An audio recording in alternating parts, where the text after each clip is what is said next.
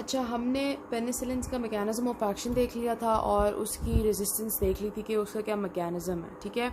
अब उसके बाद आता है स्पेक्ट्रम आपने क्रैम करना है, तो वो यहाँ पे मेरा डिक्टेट कर रहे हैं, कोई फ़ायदा नहीं है। उसके बाद में टॉक्सिटीज़ बताऊँगी पेनिसिलिन की, ठीक है। स्पेक्ट्रम याद करने वाला ही होता है, उसको आपने खुद ही याद करना है, उसमें कुछ समझाने वाला नहीं है। अच्छा, टॉक्सिटीज़ पे जब हम आते हैं पेनिसिलिन की, तो हम उसको अगर ले रहे हैं टैबलेट की फॉर्म में, ठीक है, पेनिसिलिन को, तो स्टार्ट करते हैं जीआईटी से। अब हमने पेनिसिलिन की टैबलेट ली, एक पेशेंट ने एंटीबायोटिक ली, ठीक है, वो उसकी जीआईटी में जाएगी सबसे पहले। तो यहाँ से हमें सबसे पहले ये पता चल जाना चाहिए कि सबसे पहले जो आएंगी जीआईटी डिस्टर्बेंसेस आएंगी, ठीक है।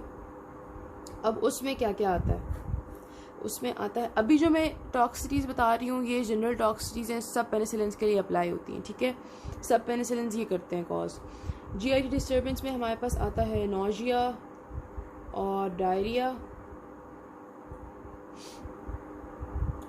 उसके बाद हमारे पास डायरेक्ट इरिटेशन आती है, जीआईटी की वॉल को डायरेक्टली जाके ये इरिटेट करती हैं एंटीबायोटिक्स, ठीक है, वॉल को यहाँ पे इरिटेशन करेंगी। और इरिटेशन की वजह से ओवर ग्रोथ भी हो सकती है, जो वहाँ पे कुछ और ऑर्गेनिजम्स हैं जो ग्राम पॉजिटिव ऑर्गेनिज्म या यीस्ट वगैरह हैं, क्योंकि यहाँ पे वॉल इरिटेट हुई होगी, इसलिए कुछ और भी वहाँ पे ओवर ग्रो हो सकता है, ठीक है। तो जीआईटी में हमारे पास आता है नॉजिया, डायरिया, डायरेक्ट इरिटेशन और over growth of gram positive organism या यीस्ट वगैरह। ये होगी जनरल टॉक्सिटीज़ जीआईटी की। अच्छा, अब वो ड्रग जीआईटी से एब्जॉर्ब होता है और यहाँ वहाँ से घूम के ब्लड में आता है, ठीक है।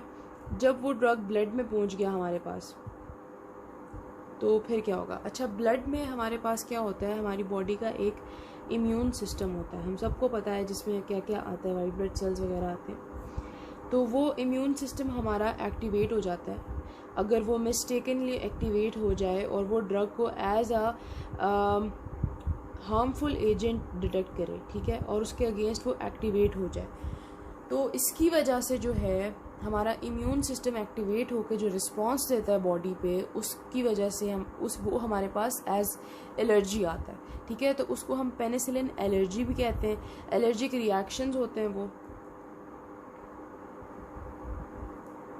एलर्जी, ठीक है। इसमें क्या क्या आता है, इसमें अब हमारे पास कुछ टर्म्स आएंगी। पेनिसिलिन एलर्जी में हमारे पास क्या क्या आता है, ठीक है। इसमें हमारे पास काफ़ी सारी चीज़ें आती हैं। नंबर 1 इसमें हमारे पास अर्टिकेरिया आएगा। वो बेसिकली होता है एक स्वॉलन पेल एरिया स्किन का अपेयर करता है, सडनली आउटब्रेक होता है इसका, हाइव्स भी कहते हैं इसको, ठीक है। और नंबर 2 हमारे पास आएगा प्रूराइटिस,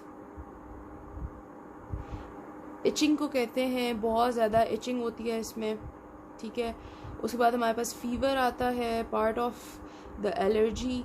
और नंबर 4 जॉइंट स्वेलिंग आती है, जॉइंट में स्वेलिंग हो जाती है, which is also a part of the allergy. Number 5 haemolytic anaemia. Number 6 nephritis, kidney में होता है, नेफ्रॉन्स में। नंबर 7 एनाफिलैक्सिस आता है। ये 7 चीज़ें जो हैं ये पार्ट ऑफ पेनिसिलिन एलर्जी हैं, ठीक है। तो सबसे पहले हमने जीआईटी डिस्टर्बेंस देखा, फिर हमने पेनिसिलिन की वजह से जो एलर्जी कॉज हुई क्योंकि इम्यून सिस्टम का रिएक्शन था, हमने वो देखी। ये सारी चीज़ें वो हैं जो कि कॉमन साइड इफ़ेक्ट्स हैं सारी पेनिसिलिन की। अब हम स्पेसिफिक बात अगर करें तो हमारे पास 3 ड्रग्स की बात हुई है, जिसमें हमारे पास मेथिसिलिन की एक स्पेसिफिक बात की हुई है कि मेथिसिलिन क्या करती है, हमारे पास इंटरस्टिशियल नेफ्राइटिस करती है, इंटरस्टिशियल नेफ्राइटिस। चीज़ों को डिकोड करने से चीज़ें समझ में आ जाती हैं। नेफ्राइटिस मतलब नेफ्रॉन्स की बात हो रही है, इंटरस्टिशियल मतलब इंटरस्टिशियम में कुछ हो रहा है। तो बेसिकली होता क्या है, मेथिसिलिन जब हमारे पास किडनी में जाती है तो वहाँ पे जाके ये स्टक हो जाती है, ठीक है, इंटरस्टिशियम में। तो जो ब्लड सीरम में हमारे पास फिर से इम्यून सिस्टम क्या करता है, इसको एज अ एंटीजन डिटेक्ट करता है और एंटीबॉडीज़ बनाने लगता है, और वो एंटीबॉडीज़ जाके फिर जहाँ पे ये हमारे पास फिक्स हुई होती है उसके ऊपर जाके उस साथ लगना शुरू हो जाती हैं। उसकी वजह से इंटरस्टिशियम में किडनी का डिसऑर्डर है, जहाँ पे स्पेसेस जो होती हैं, इंटरस्टिशियल स्पेसेस जो होती हैं वो इन्फ्लेम्ड हो जाती हैं। तो this is known as interstitial nephritis, और मेथिसिलिन इसको इस तरह से कॉज करता है एज अ टॉक्सिक इफेक्ट। अच्छा, उसके बाद हम नेफ्सिसिलिन पे आते हैं। इसका एक ही हमारे पास स्पेसिफिक साइड इफेक्ट है, वो है न्यूट्रोपीनिया, न्यूट्रोफिल्स की डेफिशिएंसी। उसके बाद हम एम्पिसिलिन पे आते हैं। इसकी दो इंपॉर्टेंट बातें हैं, दो इसके इंपॉर्टेंट स्पेसिफिक साइड इफेक्ट्स हैं जो आपने याद रखे हैं। उसमें नंबर 1 हमारे पास आएगा मैक्यूलोपैपुलर रैश। ये एलर्जिक रिएक्शन नहीं है, ये एम्पिसिलिन की वजह से हमारे पास रिएक्शन होता है, ठीक है। ये पीछे एलर्जी में नहीं डालना। और नंबर 2 हमारे पास, अच्छा इसमें भी हमारे पास फ्लैट रेड एरिया होता है, स्किन के ऊपर बन जाता है फ्लैट रेड एरिया, ठीक है, मैक्यूलोपैपुलर रैश में। और नंबर 2 हमारे पास एम्पिसिलिन करता है सूडो मेम्ब्रेनस कोलाइटिस। नाम से पता चल रहा है, कोलाइटिस मतलब कोलॉन, सूडो मेम्ब्रेनस वहाँ पे कोलॉन का जो सेल्स है। अच्छा, अब इसमें होता क्या है, बेसिकली हमारे पास कोलॉन्स में ना नॉर्मली भी एक टाइप ऑफ बैक्टीरिया रह रहा होता है।